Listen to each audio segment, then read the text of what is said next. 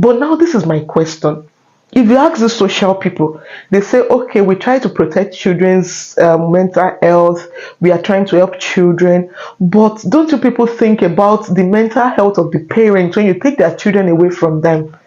You see that.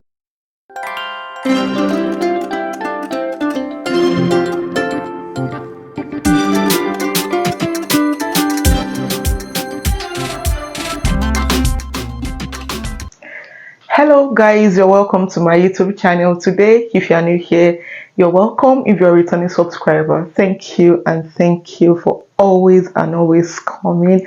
And to everyone who loves Bosunola, thank you so much. And I also want to say special thank you for people who sees me in Sweden. When they see me, they say, oh, Bosunola, we watch your YouTube. Thank you to everybody, and thank you to everyone who is always in my DM giving me feedback. Oh, because of you I got this, because of you I want to say a very big thank you for every one of you, and I do love you with all of my heart. Thank you so much. So if you're here for the first time and you're meeting me for the first time, my name is Bosunola, and I film mainly about life in Sweden for immigrants, academics, anything whatsoever, lifestyle vlogs, and what have you. So today I'm going to be talking about a topic that is interesting, right? And it's mainly about the life of immigrants in Sweden. It might also be applicable to other European countries. Yes, but it's something that we need to actually talk about, right? And I hope that this video can go to wherever it goes so that there will be a change, right? So today, without further ado, let me just jump right into today's video. So the first thing I'm going to be talking about today particularly is social issues. So for people who are not aware with what we call social issues, social are this kind of organization or a parastatal where I think they work for the government to take care of children, to make sure that children's welfare are good, and to make sure that parents are actually taking care of their children well. At least they're trying to protect the children from abuse, for violence, for psychological damage, mental damage. That is what they are for. They are just about children. They protect the children. In summary, they protect children from every kind of abuses, whether from parents and whatsoever. So that is like they help children to fight for their rights. So it's a lot of responsibilities, right?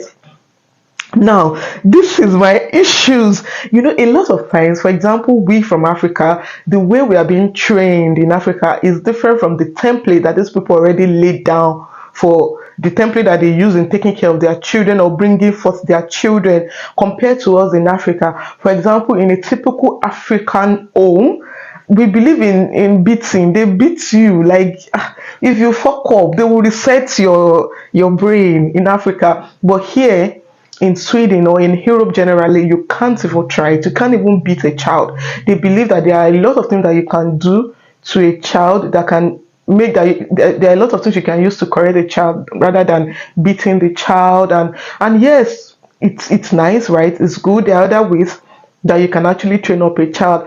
But my issue is when children are being taken from their parents. Oh my God.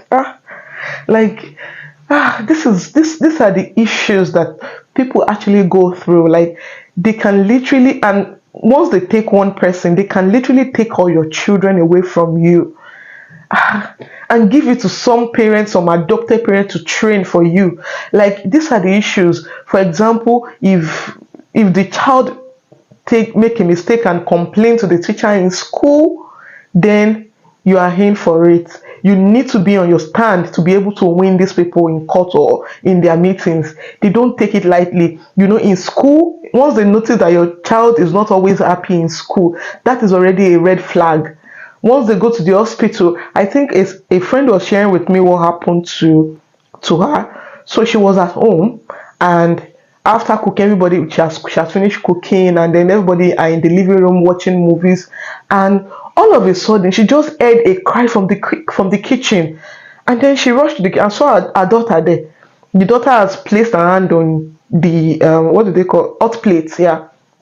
Placed her hand, and the thing has burnt her hand, and she was crying, and they had to rush her to the hospital.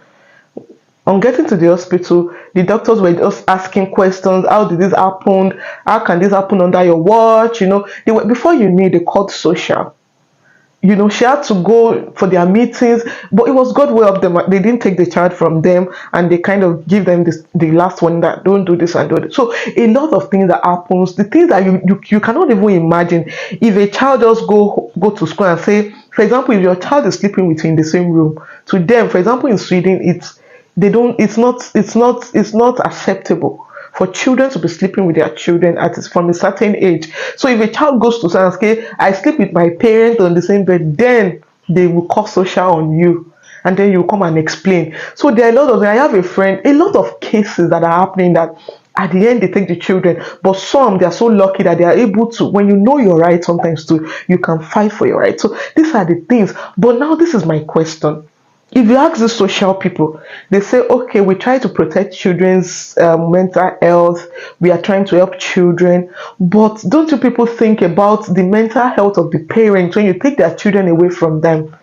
You see that there's nothing that the government can do to kind of make this thing light a little bit. When you take a child from a parent or his parents, how do you expect the mother to feel? Some mothers don't even get themselves again, because that their child, they've grown so, like, the child has been part of them. Now removing, they're also destroying the parent's mental health.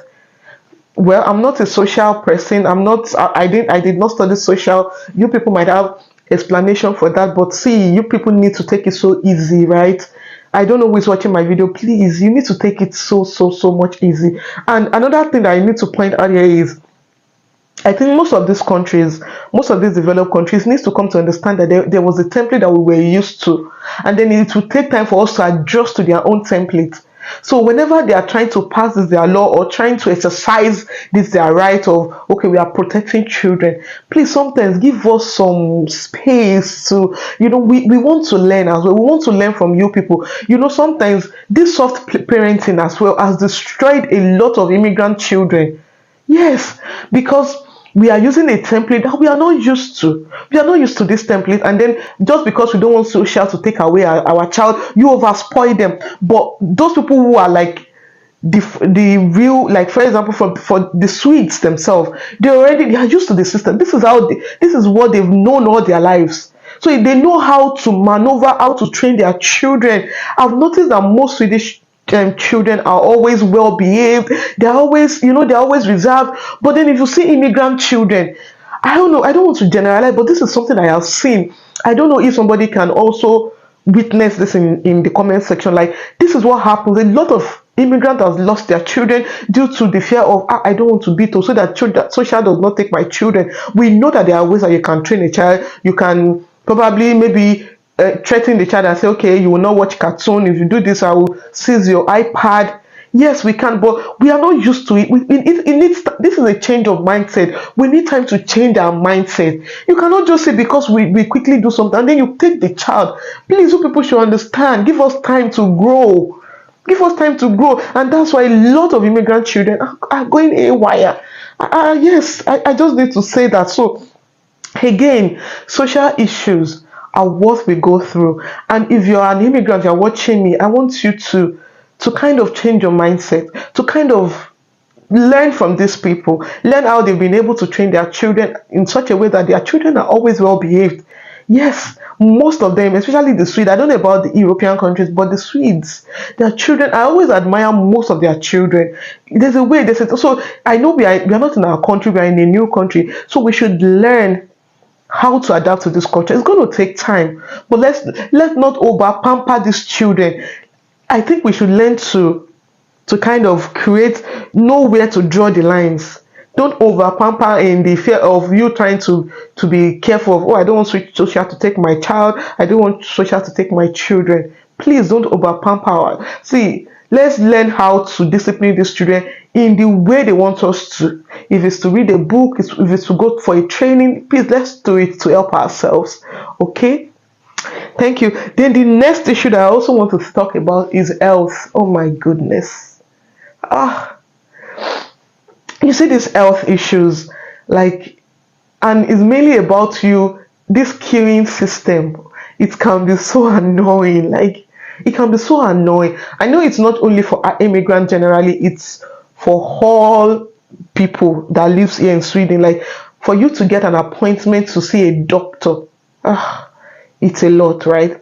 It's a lot. And I've seen a lot of videos too about Canada as well facing same issue, UK, and yeah, it's well, I cannot really blame because there's a lot. And I know one of my doctor friend once told me that what they do is they prioritize.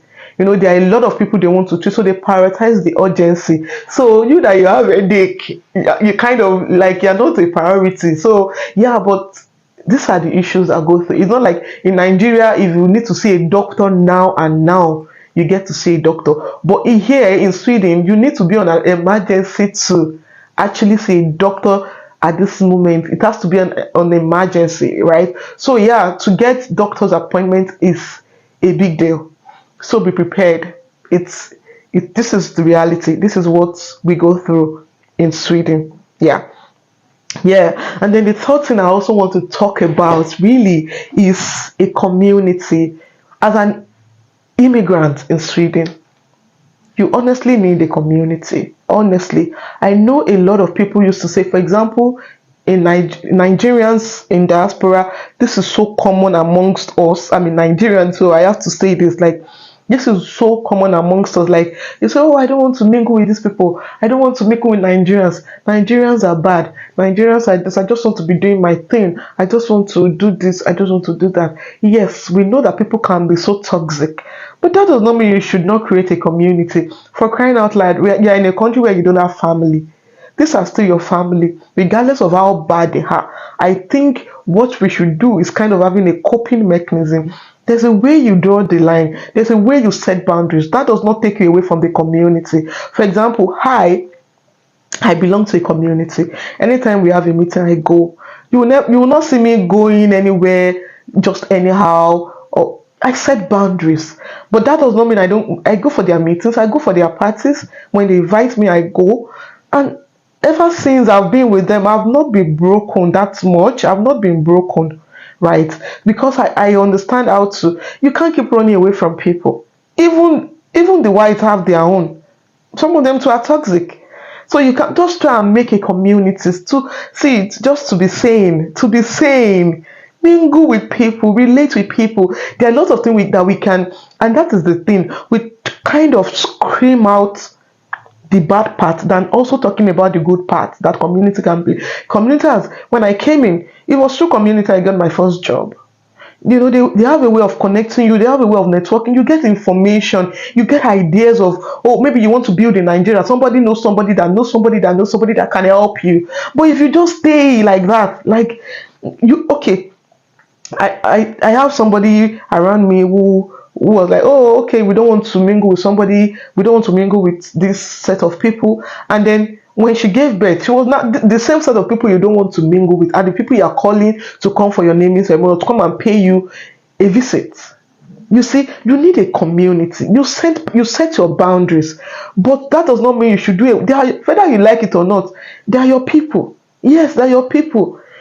So please make community and set your boundaries so that people don't hurt you, right? Yes, and forgive people in advance.